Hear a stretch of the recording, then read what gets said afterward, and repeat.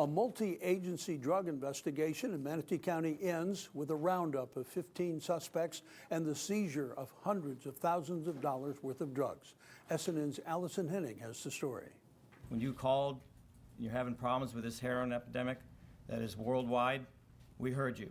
15 suspects are behind bars following an 18-month multi-agency drug investigation in Manatee County. James DiCaprio with the Drug Enforcement Administration says the operation focused on the sale of heroin and other narcotics. It's the devil's sugar.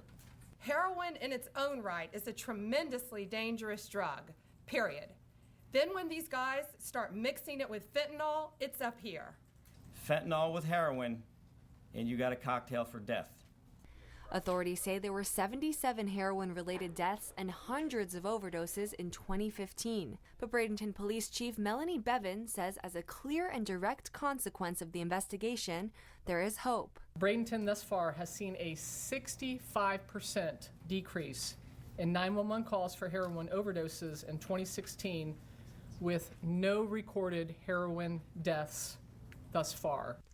Authorities seized 3.5 kilograms of heroin with a street value of $262,000. They also confiscated cocaine, fentanyl, firearms, and more than $327,000 in cash and other assets. Manatee County Sheriff Brad Stubbe says the 15 arrests are just the beginning. We're confident that as we continue this investigation, that you're going to see even more high-profile arrests.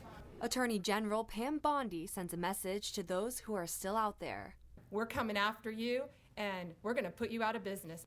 Reporting in Manatee County, Allison Henning, SNN, the Suncoast News Network. The authorities say the suspects are currently facing up to 30 years in prison with more charges possibly on the way. That investigation is ongoing.